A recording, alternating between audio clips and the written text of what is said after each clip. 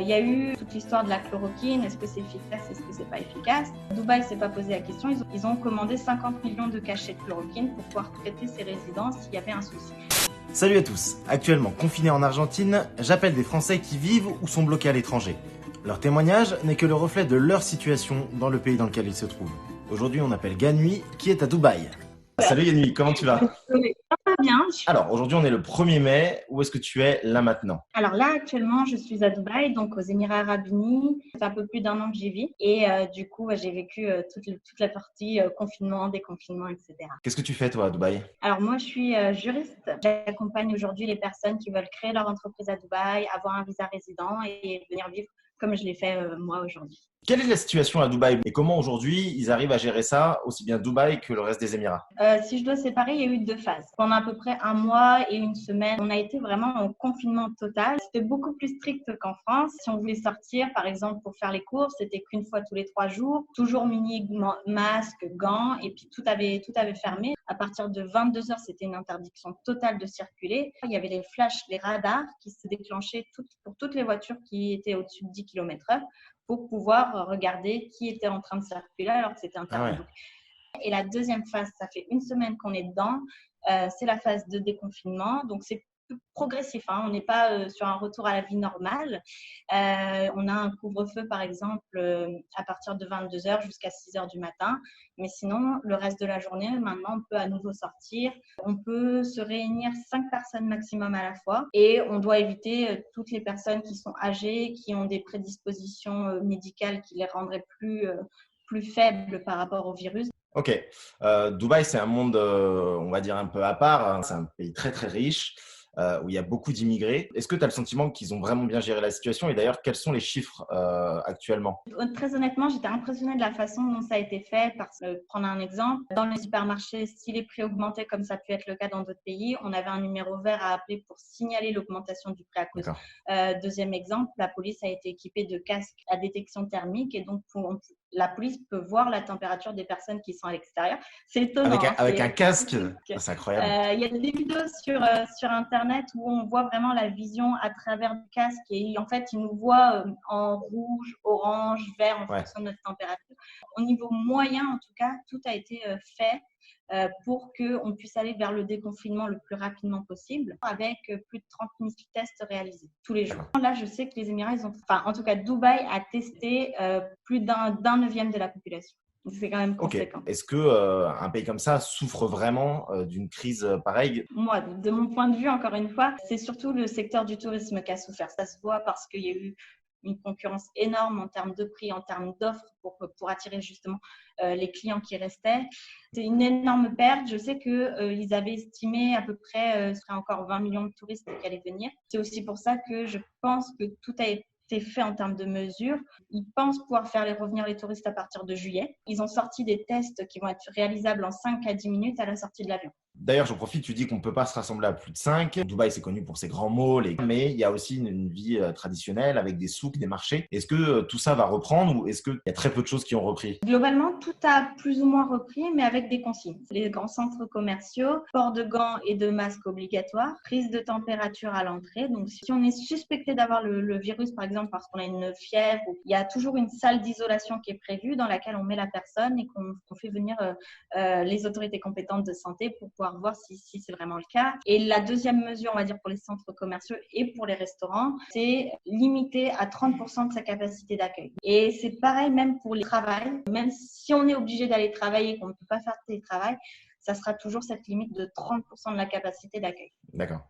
On sait qu'à Dubaï, donc, il y a les Émiratis et donc du coup il y a beaucoup d'immigration. Mais comment s'en sortent ces populations immigrées qui n'ont pas les mêmes droits que les Émiratis, qui je crois que pour rester sur le territoire il faut avoir un Émirati qui nous parraine. Et comment ces populations se retrouvent? Est-ce qu'elles ont des aides ou est-ce qu'elles peuvent rentrer chez elles? Alors, il y a 2 choses sur lesquelles je voudrais rebondir avant de te répondre. C'est que effectivement, on a besoin d'avoir un visa résident pour venir. Par contre, on n'est pas obligé d'avoir un sponsor émirati. Il y a 4 manières de venir à Dubaï. Être sponsorisé par sa famille, faire un investissement immobilier assez conséquent, créer sa propre entreprise ou trouver un travail. Il y a pas pour moi. Voilà. Après, c'est aussi l'objectif de ta chaîne. Oui, sûr. d'informer Bien les sûr. personnes. Pour ma petite pub, j'ai aussi une chaîne YouTube sur laquelle je parle de la vie à Dubaï, de l'entrepreneuriat. L'idée, c'est aller au-delà des clichés. Pour la petite anecdote, la veille de venir à Dubaï, je suis allée dans un restaurant asiatique.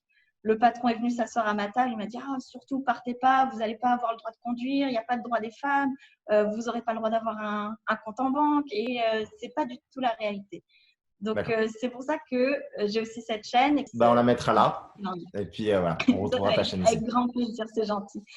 Du coup, pour répondre vraiment à ta question, donc effectivement, il y a beaucoup de travailleurs pakistanais, indiens, africains, philippins. Il y a une partie de cette population-là qui a pu déjà rentrer dans son pays au moment où il commençait à annoncer les confinements. Et puis, il y a une partie qui est restée. Toutes les personnes qui n'ont pas d'assurance maladie à Dubaï, c'est les Émirats qui prennent en charge leurs frais de santé s'ils sont hospitalisés à cause du virus. Toutes les populations, on va dire, un petit peu plus en difficulté, ce sont les populations que Dubaï a prévu de rapatrier en premier parmi tous les autres résidents. Et de l'autre côté, on a l'aide que Dubaï a fournie à ses résidents. Il y a aussi l'aide que Dubaï a fournie à d'autres pays dans le monde. Ils ont donné du matériel médical à l'Italie, au Royaume-Uni, à plein de pays défavorisés comme les Philippines, l'Inde, etc. Donc ça, c'est un petit peu globalement ce qui a été fait par Dubaï. C'est bien que tu dises ça parce que, comme tu l'as dit tout à l'heure, il y a beaucoup d'images peut-être fausses de Dubaï et même des Émiratis, notamment par rapport à leurs investissements en France, etc., qui peuvent parfois poser question. Mais comme tu le dis, il y a beaucoup de générosité. Du coup, tu disais là, ils ont fait en sorte que tous les ressortissants rentrent chez eux, c'est-à-dire que Dubaï a pris en charge le rapatriement des ressortissants qui étaient sur leur territoire. Bon, malheureusement, il y a quand même des personnes qui ont perdu leur emploi suite à cette crise. Souvent, le contrat de travail prévoit que c'est l'employeur qui va payer le ticket de retour. Dubaï, ils ont recueilli 13 paquebots, donc ça fait à peu près 30 000 personnes. Pour toutes les personnes qui étaient dans ces bateaux-là, ils les ont testés, ils en ont rapatrié plus de 80% par avion.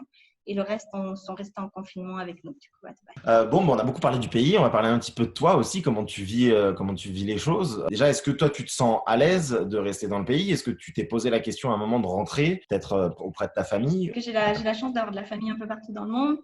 En France plus particulièrement, moi je suis en Île-de-France. Forcément, la famille manque et on garde toujours le contact. Pour autant, je ne me verrais vraiment pas revenir vivre en France à aucun moment. Moi, je ne connaissais pas forcément Dubaï côté santé. Ce que j'ai vu, c'est que dès qu'il y a eu cette crise-là, il y a eu toute l'histoire de la chloroquine. Est-ce que c'est efficace? Est-ce que c'est pas efficace? Dubaï s'est pas posé la question. Ils ont commandé 50 millions de cachets de chloroquine pour pouvoir traiter ces résidents s'il y avait un souci.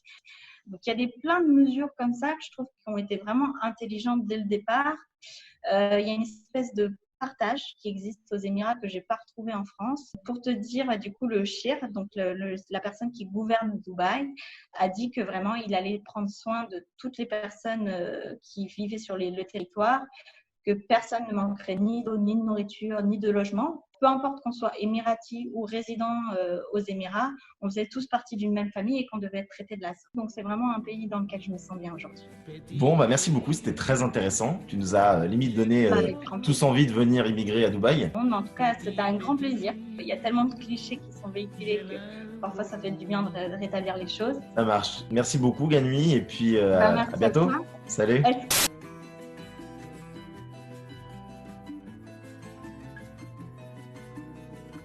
Petit pays, je t'aime beaucoup.